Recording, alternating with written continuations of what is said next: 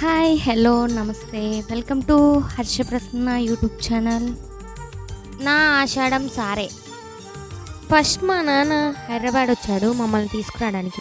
ఆషాఢంకి అత్తయ్య ఇంటికి కోడలు అల్లుడు రాకూడదంట కదా. సో మా వారు వాళ్ళ అమ్మ వాళ్ళ ఇంటికి వెళ్ళి మన ఇంటికి వచ్చేటప్పుడు అమ్మ దిష్టి తీయించి గడప దాటి ఇంట్లోకి పిలిచింది. నెక్స్ట్ డే మార్నింగ్ మా మామయ్య గారు వచ్చి నన్ను వాళ్ళ ఇంటికి తీసుకెళ్లారు.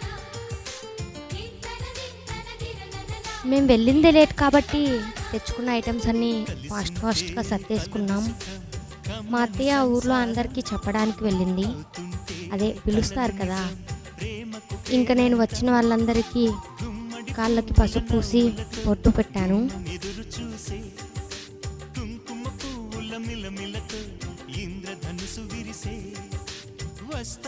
ఆ తర్వాత అమ్మ వాళ్ళు మా అత్తయ్య వాళ్ళందరికీ బట్టలు తెచ్చారు కదా, అవన్నీ పెట్టేస్తున్నారనమాట.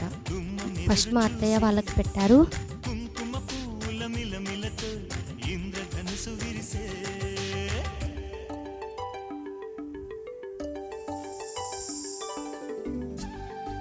ఆ తర్వాత మా వదిన వాళ్ళకి, మా అన్నయ్య కొంచెం బిజీగా ఉండటంతో రావటం కుదరలేదు. సో వదినకే మీద టవల్ వేసేసి ఇద్దరు బట్టలు పెట్టేశారు.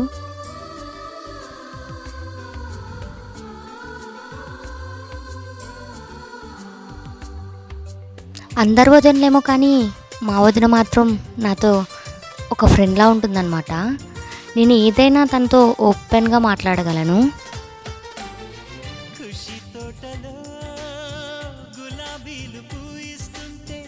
నేను అత్తయ్య వాళ్ళ ఇంటికి సారా తీసుకెళ్ళడం ఇది రెండోసారి. అయినా సరే కొంచెం టెన్షన్. కొత్త కోడల్ని కదా, అందరూ చూడ్డానికి వస్తారు, కొంచెం టెన్షన్గా ఉంది. బట్ అయినా అందరినీ నవ్వుతూ పలకరించాను.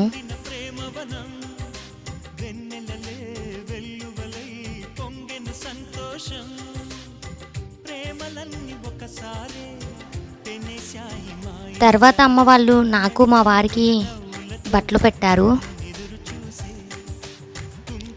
ఇక్కడ నా కోడలు వీడియో తీస్తుందన్నమాట. ముందు కాదు ఇటు పక్కకు వచ్చి తీమా అని చెప్తున్నాను. సో మా వారు నవ్వుతున్నారనమాట. ఇంకా అమ్మ వాళ్ళు మాకు ఇద్దరికి బట్టలు పెట్టేశారు. ఇప్పుడు మా వదిన వాళ్ళ పిల్లలకు కూడా అమ్మ వాళ్ళు బట్టలు తెచ్చారుగా పెట్టేస్తున్నారు.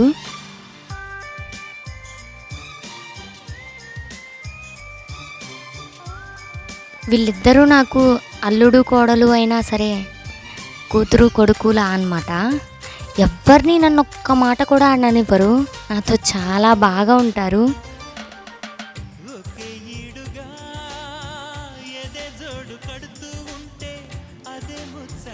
సో ఫైనల్గా అమ్మ వాళ్ళు తెచ్చిన బట్టలు పెట్టడం అయిపోయింది.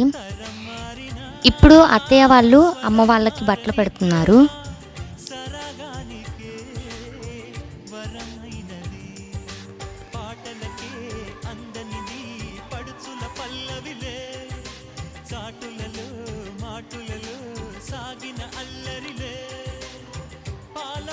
ఇక్కడ పక్కన వాళ్ళు స్మైల్ ప్లీజ్ అనేలోపు అందరూ నవ్వుతున్నారనమాట. మా అత్తయ్య నా కోసం తీసుకున్న బట్టలు పెట్టడం మర్చిపోయిందనమాట. సో లాస్ట్లో పెట్టేసింది. సో ఇంతటితో నా ఆషాఢం సారా ముగిసింది. So like and share and subscribe please.